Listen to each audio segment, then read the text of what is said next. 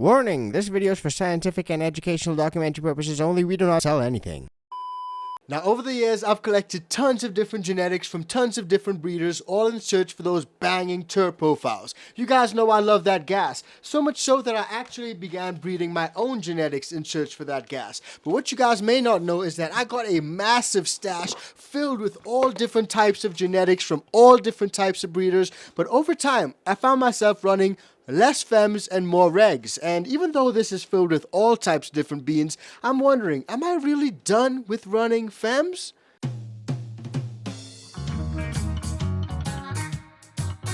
Now, don't get me wrong, guys, fems are extremely convenient and super popular because everyone knows that they're consistent. You get a fem in that plant. And I'm actually running some fems right now, got tons of fems in here, and we actually just finished working up our iCan VIP Bean Club fem line that you guys will need to look out for. But the truth be told, if I got an option, typically I'll go for regs over fems. And in this video, I'm gonna break down why I prefer regs over fems, and at the end, I'm gonna tell you guys why you probably need to watch out for fems and why they may not be the best idea, especially if you're a beginner grower.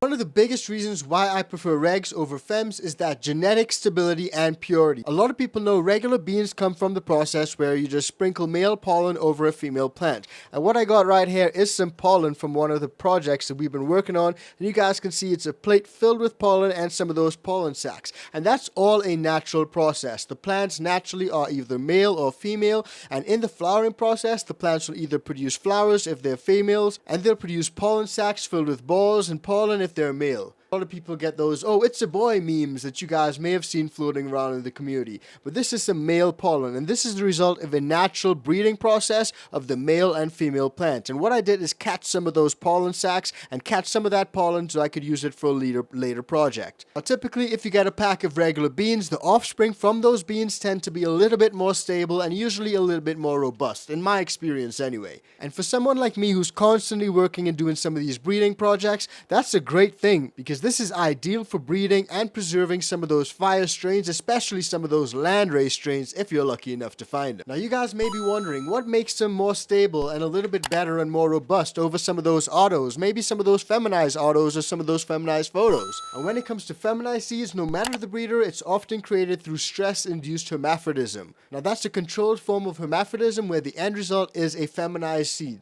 Now, because that is a stress-induced process, it can pass on instability or hermaphrodite traits, if it's not done properly. Bruh.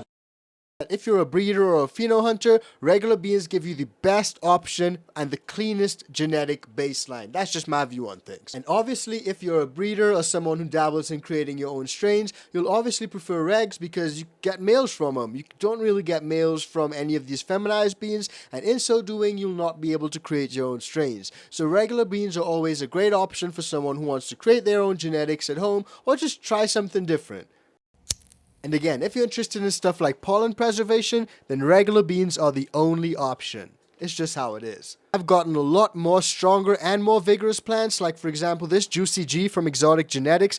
I've found that I've got some really hardy, strong, resilient plants, and naturally regular genetics like these have not undergone hormonal or chemical manipulation, so their vigor and resistance to pests or stress may be superior. Some folks just see regs as more natural with stronger roots and all-round stronger, sturdier plants. Let me know what you guys think about that in the comments below. Now, real quick, no matter if you're a fan of regs or fems, we've been hooking the iCan VIPs in the iCan VIP Bean Club up with fire genetics. Mailboxes are always burning down. And we got some homies in there who love autos, so we've been hooking you guys up with autos. But you guys will always get something. Fems, regs, autos in the iCan VIP Bean Club. So join up so you guys can get in on that next drop. And speaking of next drop, we got a drop coming out pretty soon, a feminized line which is going to be dropping pretty soon. This will not be available through the iCan VIP Bean Club, so you guys look out for it, especially if you're in the club. By the way, like I said, in the past I've ran tons of fems, and a lot of times when I'm running fems, I've found that they are more prone to hermaphrodites. A lot of people know that you can either get a true male, and usually that'll be a true male with full true parts, or you can get a hermaphrodite which exhibits female and male parts. So in other words, you get pollen sacs, but you also get something that looks like smokable bud. But the truth is, while these feminized beans are meant to be female, some of them may be poorly bred, and that can actually lead to things turning hermaphrodite, and that can mess up your whole grow. Because if you have any loose pollen flying around in there, that can affect all of your other plants, and in so doing force them to produce seeds. And you don't want some seeded bud. That sucks.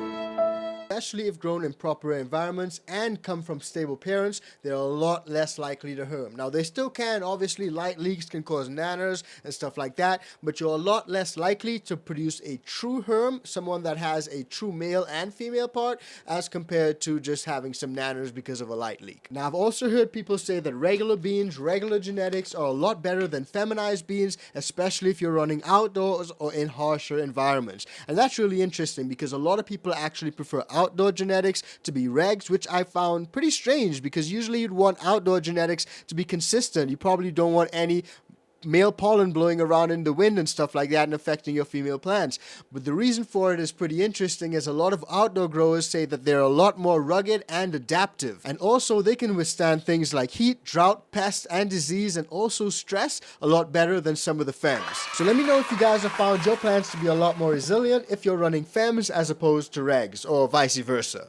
Now, there's a cultural and philosophical reason too, because depending on who you ask, a lot of old school growers will say that regs are a lot better because some of those fems just feel less authentic and a little bit more commercial and commercialized. Bruh. Some of those folks prefer to grow herb the good old school way, seed to sex plant without any shortcuts. And truth be told, you can't really blame them. They're literally folks that say regs separate the growers from the gardeners. So in a nutshell, the main reasons why I prefer some of these regs are genetic stability, breeding use, outdoor plant vigor, indoor reliability, authenticity, plant vigor, herm risk. That's a big one. While there are a lot of benefits to using regs, if you're a beginner and don't want to sex any plants and don't have any issues when it comes to pollen floating around your grow room or spending time growing plants and it turning out to be a male, that's wasted time, energy, money, and resources, then just grab a pack of fems. It'll work out for you, you'll probably get some fire. But if you're serious about breeding, preserving strains, or just want some of those bulletproof genetics that have not been manipulated at all, then regs are 100% the way to go. So all that said, let me know what you guys think in the comments down below. I'm really interested to find out where you guys stand on this debate. Are you guys preferring the reg lines or are you guys preferring the fem lines? Drop in the comments. I'm really interested to find out what you guys got to say. Don't forget to join the iCan VIP Bean Club. Try the iCan Organics. Your plants will absolutely love it. If you want to find out more about growing that fire, then check out any episode on screen right now, and we'll see you guys on the next one. Peace, fam.